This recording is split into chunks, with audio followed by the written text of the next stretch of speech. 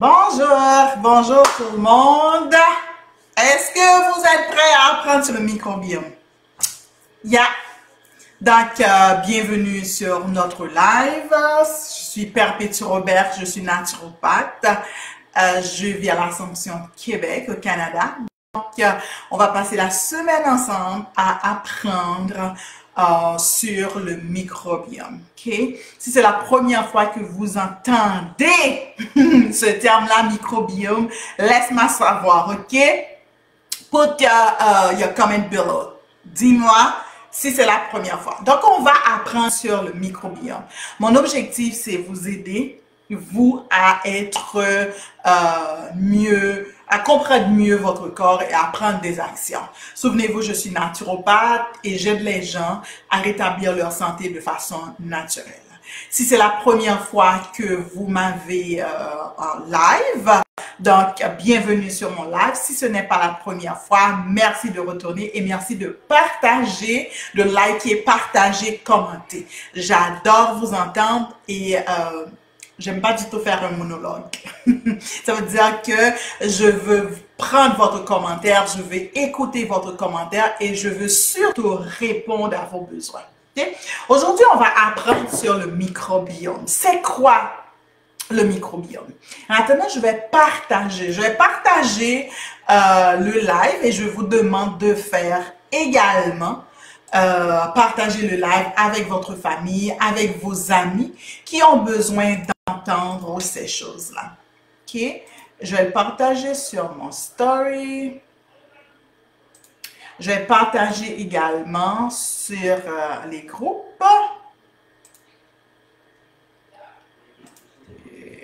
Donc, dis-moi comment a été la fin de semaine pour vous. Moi, j'ai eu une excellente fin de semaine. J'étais assez occupée avec les enfants et puis de la famille. Vous, qu'est-ce que vous avez fait? Qu'est-ce que vous avez fait pour votre santé? Qu'est-ce que vous avez décidé de changer? Qu'est-ce que vous avez décidé d'améliorer dans votre santé? Aujourd'hui, je vais vous parler de microbiome parce que c'est important. En fait, on va voir que notre santé, en un sens, dépend vraiment de notre microbiome. Voilà que maintenant, depuis plusieurs années, on parle de microbiome. Depuis plusieurs années, on parle de la santé. Du microbiome. Ça fait beaucoup de recherches et beaucoup de travaux. Mais on sait que depuis la nuit des temps, la naturopathie, comme le père de la médecine, Hippocrate, il a dit que votre nourriture soit votre médicament et que votre médicament soit votre nourriture. En fait, quand Hippocrate vraiment prêche la santé par l'alimentation. C'est ce qu'il est et c'est ce qu'il devrait être. Donc, je vais parler, durant ces lives-là, je vais parler de microbiome, je vais parler de son importance, je vais parler de ses différents rôles, je vais parler des troubles que cela apporte dans l'organisme, quand il y a un déséquilibre et comment apporter un équilibre dans certains cas, ok? Donc, en fait, c'est quoi le microbiome? Le microbiome en tant que tel, c'est des micro-organismes qui ont colonisé notre corps. Okay? Et ces micro-organismes-là, c'est plus de... on a 90% de cellules, mais... on a 10% de cellules et 90% de ces micro-organismes qui vivent en nous. Donc, pour vous dire que ces micro-organismes-là, qu'on appelle des virus, des champignons, des légumes, des levures et des protozoaires, sont majoritaires même que les cellules dans notre corps. Est-ce qu'on comprend ça? Donc, le nombre de cellules qu'on a est inférieur au nombre de microbiomes qu'on a. Donc, ça veut dire qu'ils sont d'une importance capitale. Ça veut dire que un équilibre ou un déséquilibre de ces micro-organismes-là va faire un changement assez important dans notre santé. Pourquoi? Parce qu'ils sont nombreux. Et quand on parle d'un déséquilibre au niveau de ce microbiote, là, au niveau de ces bactéries, de ces champignons, de ces levures et de ces protozoaires, on appelle ça un dysbiose, un déséquilibre qui se fait. OK? Donc, sa composition va être différente dépendant de l'endroit du corps. Ça veut dire que comme j'ai dit, le microbiome, c'est l'ensemble des micro-organismes vivants dans le corps. Donc, quand on parle de microbiome, on parle vraiment de tout l'organisme en général. Okay? Quand on dit microbiote, on va parler d'une partie bien spécifique. Par exemple, on peut parler du microbiote cutané. Ça veut dire on va parler de ces micro-organismes-là qui sont sur la peau. On parle aussi de microbiote vaginal. Ça veut dire qu'au niveau du vagin, c'est des bactéries qui se trouvent là, ou ça peut être des champignons, des levures, il peut avoir un déséquilibre au niveau du vagin. C'est pour ça qu'on va parler d'infection vaginale. On a aussi un microbiote au niveau du système respiratoire. Microbiote respiratoire, ça veut dire à partir du nez. La semaine passée, on a parlé de la respiration et je vous ai dit que au niveau des narines, qu'il y a des poils et ces poils-là sont capables de capturer des bactéries pathogènes. Okay? On a le microbiote respiratoire. Ces microbiotes respiratoires-là, qu'est-ce qu'ils font? Ils font en sorte que le système respiratoire fonctionne bien.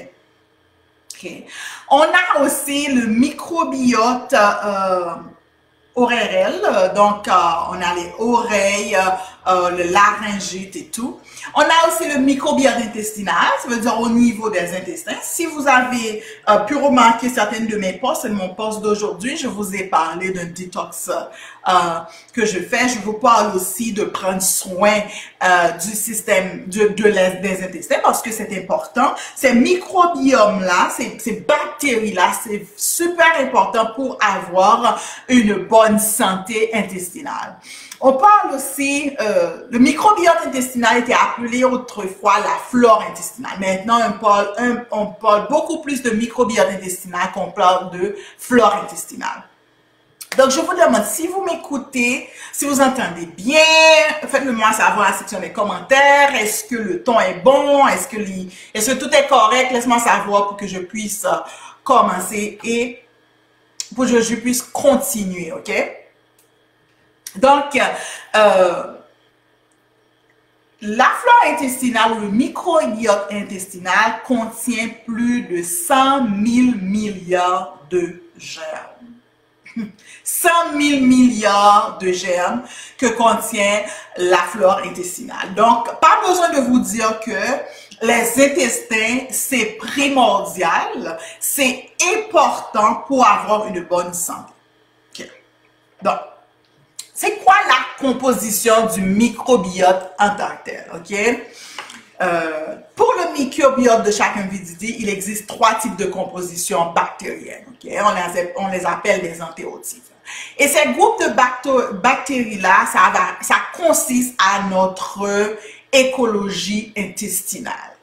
Okay? Ça consiste à notre écologie intestinale et sont liés en majorité à nos habitudes alimentaires. Donc, selon que votre régime est occidental, riche en sucre, riche en graisse animale, ou c'est riche en légumes, fruits ou autres, ça va agir directement sur notre microbiome. Parce que vous êtes ce que vous mangez. Vous êtes ce que vous pensez. Également, c'est sûr que la pensée a un rapport direct sur le microbiome. Okay? Donc, vos pensées vont nourrir aussi ces microbactéries-là qui sont au niveau de vos intestins. ou ceux qui sont au niveau plus partout de votre corps. Ça confirme que, par exemple, quelqu'un qui est très stressé ou à un moment qui vit un stress, hi Saskia! Thank you for joining! Donc, quelqu'un qui a stressé, on va dire que il va peut-être faire des acnés, il va peut-être avoir de la diarrhée, il va peut-être avoir, en fait, plein de choses, ok? On va dire qu'il va être stressé. Il y a des gens qui me disent, ah, ok, je suis stressé, c'est pour ça que j'ai des boutons. Oh, depuis que je suis stressé, j'ai mal au ventre. Ou, oh, dès que je stresse, j'ai la diarrhée. Donc, ça montre qu'il y a un déséquilibre au niveau de, quelque part là. Certaines personnes sont beaucoup plus fragiles au niveau des intestins, certaines personnes, ça va être son microbiote cutané qui va réagir. Certaines personnes vont dire, quand ils sont stressés, au moment du stress, ils ont une difficulté respiratoire. Donc, ça va dépendre de là où la personne est sensible. Donc, pour vous dire que tout ce que vous mangez a un rapport direct sur votre microbiote. Donc, ça veut dire vos bactéries au niveau des intestins, bactéries aussi au niveau de tout votre corps, et en plus aussi vos pensées vont agir sur votre microbiote. Donc, ça veut dire quoi? Ça veut dire que c'est quelque chose d'extraordinaire, de merveilleux. Pourquoi? Ça veut dire que, hi Saskia, merci de joindre, je te demande de partager la vidéo. Okay? Donc, pour vous dire que ce que vous mettez dans vos intestins sont vraiment importants. Que ce soit des choses qui construisent, que ce soit des choses qui détruisent, ça va avoir une importance. Vos pensées, que ce soit une pensée positive ou des pensées négatives, ça va directement agir sur vos intestins. Okay? Donc, pourquoi je dis c'est merveilleux? C'est parce que ça montre que l'homme est capable de changer à toute bout de chance qui arrive dans son corps. Okay? Donc, pour vous dire qu'on a un pouvoir sur notre corps. Allô, Chiquita! Hi. Merci de partager la vidéo, ok? Donc, on est capable de changer. Donc, ça veut dire que ça nous apporte un espoir. Ça peut nous apporter l'espoir que oui, je peux faire des erreurs dans le passé, mais je peux, à un certain moment, changer mes habitudes de vie, changer mes pensées, changer ma façon de penser, changer mes habitudes alimentaires, changer mes habitudes de vie et avoir une certaine contrôle ou du moins changer, transformer tout ce qui passe à mon corps. N'est-ce pas merveilleux? Si vous pensez que c'est merveilleux, dis-moi un oui là. Moi, je pense que c'est extraordinaire. OK? Donc, l'alimentation que vous avez est capable de moduler votre microbiome. OK? Donc, plus elle est diversifiée, plus sera en santé. Et qu'est-ce que ça veut dire, là, cette diversification? La diversification va vous dire que si vous mangez si vous avez une alimentation qui est différente, ça veut dire que, dépendant des saisons, si vous mangez en saison, c'est sûr ça va être différent parce qu'on n'a pas toujours les mêmes légumes et les mêmes fruits dans la saison. Si vous mangez la même nourriture, là je ne vais pas dire quelque chose que vous aimez et que vous le consommez régulièrement, ok, oui. Mais si vous avez constamment la même nourriture, si vous mangez constamment les mêmes choses, ce qui va arriver, c'est que vous allez avoir une microbiote qui n'est pas diversifiée, une microbiote qui n'est pas capable de vous soutenir dans votre quête de santé, une microbiote qui n'est pas capable de vous aider dans votre perte de poids, puisque c'est la même chose que vous mangez régulièrement. Il va avoir un déséquilibre, il va avoir une manque de diversification qui va faire en sorte que la santé que vous devriez avoir, vous ne l'avez plus, ou ce que vous devriez chercher, vous ne l'avez plus. Ok? Vous comprenez ce que je dis? Je m'excuse. Ok. Donc, si vous avez des questions, n'hésitez pas à me poser la question. Donc, certes, ces microbiotes-là, comment est-ce qu'on l'a eu? Ces bactéries-là, comment est-ce qu'on a pu les avoir? Donc, la mère, entends bien, la mère est responsable directement de les bactéries de l'enfant. Ça veut dire que dans mon microbiote, les bactéries, les virus, les champignons, les levures que j'ai, je les ai héritées de mes parents. Oh yeah, oh yeah. À chaque fois que vous mangez, plus précisément ceux et celles qui sont en période de procréation, vous laissez un héritage à vos enfants. Donc, il faut comprendre. Maintenant, je vous invite à comprendre que l'héritage que vous laissez pour votre enfant, c'est pas un héritage seulement monétaire ou financier. Vous laissez aussi un bagage génétique pour vos enfants. Vous laissez un héritage bactérien ou viral à vos enfants. Ça veut dire que la force que vos enfants vont avoir pour faire face à certains problèmes de santé, pour faire face à certaines difficultés, que ce soit physique, que ce soit mental, va être hérité, va être laissé par vous-même, dépendant de l'alimentation que vous avez. Donc, par exemple, on va dire que nos hommes noirs ou les personnes de la race noire souvent sont très musclés. Pourquoi? Parce que nos ancêtres travaillaient beaucoup la terre, on peut le dire, la terre aussi, descendants d'esclaves, ils ont été très forts, donc les muscles sont forts. Fait, je parle de ceux qui sont en Amérique, même ceux qui sont en Afrique, ils ont beaucoup travaillé la terre, par exemple. On va voir aussi, moi qui suis immigrant, les immigrants, les enfants de première génération, il y a certaines maladies qui sont moins aptes à faire parce que, en fait, dépendant de la maladie qui est dans la région en tant que telle, ils sont moins aptes à les faire. Mais au fil du temps qu'ils commencent à manger certains aliments de l'endroit où ils sont, et puis la génération d'après, vous allez voir qu'ils vont développer des problèmes ou des difficultés qui sont beaucoup plus semblables là où ils habitent. Je vais vous donner un exemple. Je suis allée chez le dentiste et je devais m'enlever les dents de sagesse. Oui. À ce moment-là, j'avais 5 ou 6 ans. Une des dents de sagesse qui m'ennuyait, j'avais 5 ou 6 ans depuis que j'avais immigré au Québec. Et je vais vous dire que le dentiste a passé 45 minutes pour enlever la dent. 45 minutes, si je me rappelle bien à peu près pour enlever la dent. Il m'a dit, c'est comme ça, ceux qui viennent de votre pays, ou les Noirs, c'est très difficile à leur enlever les dents, ils ont les dents solides. Mais à partir de 10 années, ou à partir de la génération après, c'est beaucoup plus facile. Pourquoi? Parce que l'alimentation est différente. Parce que le manque de soleil, vous savez que le manque de soleil est un rapport direct avec certaines absorptions de certaines vitamines, de certains minéraux, de calcium. Okay? Donc, aussi, des gens qui sont autrefois en Haïti ou dans les pays où il y a eu moins de consommation du lait, ils ont beaucoup plus de calcium que ceux qui mangent constamment les produits laitiers comme le lait, le yogourt, le fromage, qu'on trouve en abondance, qu'on fait la propagation que ça aide pour le calcium, ça aide pour le calcium, qui en finalement dérobe le corps du calcium. Ok? Donc, jusque-là, est-ce que c'est clair? Jusque-là, est-ce que vous avez pu assimiler quelque chose? OK? D'accord. Donc, ces microbiomes-là, ces bactéries-là, ces petits micro-organismes que j'appelle, ils sont petits mais ils sont géants, on les a hérités de nos parents. Et plus précisément de la mère.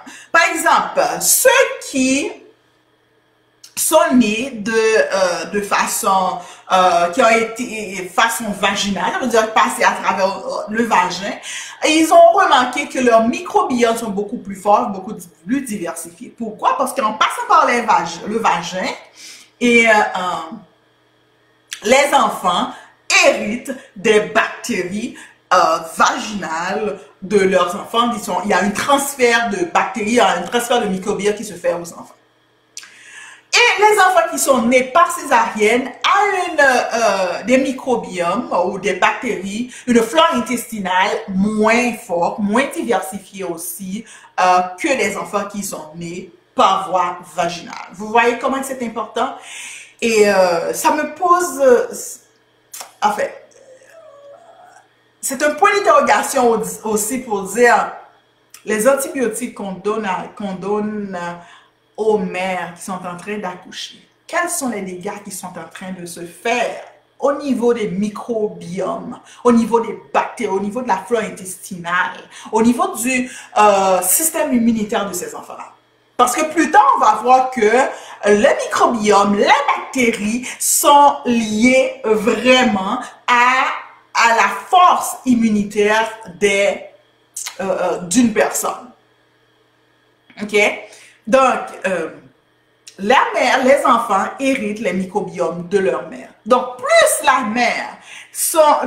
mère a eu une alimentation diversifiée, plus la mère a eu une belle exposition à des bactéries ou une belle exposition à certains problèmes, on va dire même. C'est pour ça que dans certains pays, je ne dis pas que la malpropreté dans les pays que c'est bon, mais le fait que nous vivions dans un pays, par exemple, moi je suis d'Haïti, que j'étais beaucoup exposée à certaines bactéries, va faire en sorte que mon microbiome va être beaucoup plus diversifié que mes enfants qui sont nés ici au Québec. Ou du moins quelqu'un qui vit dans un environnement qui est super clean, super propre tout le temps, utiliser des désinfectants, qui utilise des antibactériennes quotidiennement, régulièrement. Donc, ces personnes-là, ces enfants-là vont avoir des microbiotes qui sont beaucoup plus faibles que ceux qui sont nés dans une maison où les enfants sont exposés par terre, où il y a des bactéries, ou des enfants qui sont nés en Afrique, ou des enfants qui sont nés en Haïti, ou des enfants qui ont été exposés à des bactéries très tôt dans leur jeunesse. Ils développent une certaine immunité face à ces choses-là.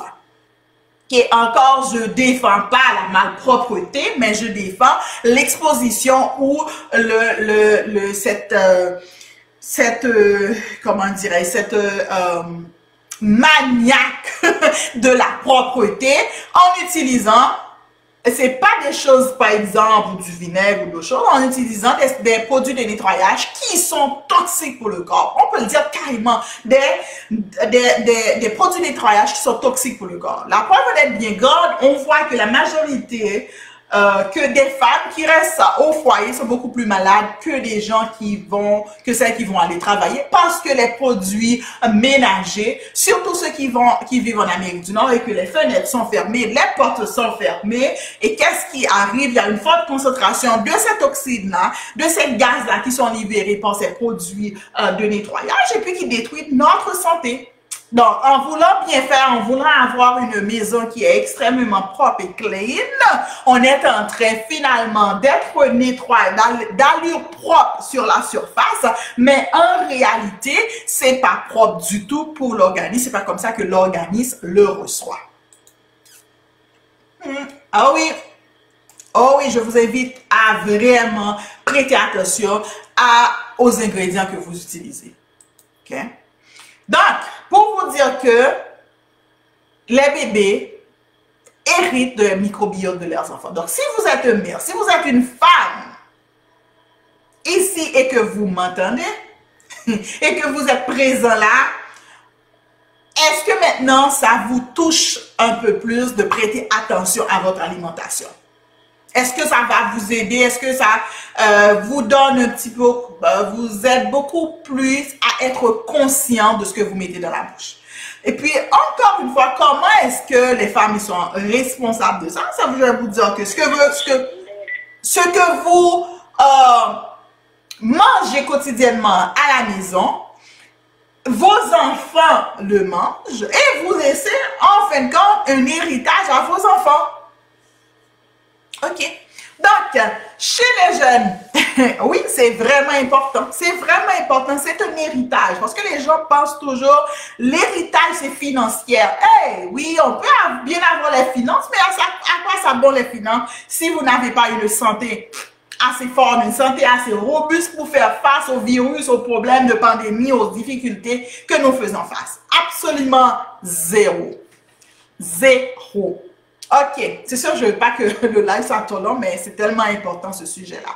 OK, donc, Chez les personnes âgées, qu'est-ce qui arrive maintenant? Le microbiome, il est beaucoup plus faible, qui est beaucoup plus fort chez les enfants parce qu'ils sont nés, tu comprends, donc ils sont capables de changer leur microbiome assez facilement. C'est pour ça que le traitement chez les petits-enfants ou chez les enfants qui sont jeunes, on est capable de changer le microbiote rapidement parce qu'ils sont encore jeunes. Mais chez les personnes âgées, c'est encore un peu plus difficile. Pourquoi?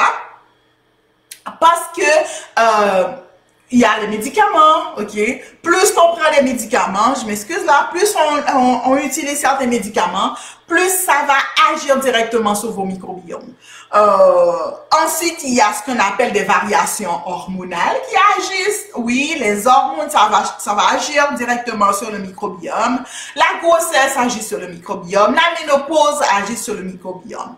Donc, mais les changements les plus marqués vont se faire dans la vieillesse, ok? À cause de diminution de l'immunité, à cause d'une alimentation souvent moins variée, comme je l'ai dit, la prise de certains médicaments, et plus précisément, la prise des antibiotiques. Ouh là là! On vit dans un monde où on utilise les antibiotiques à forte répétition. Une fièvre, une grippe, boum! Antibiotiques. Et je vais vous dire là, sincèrement,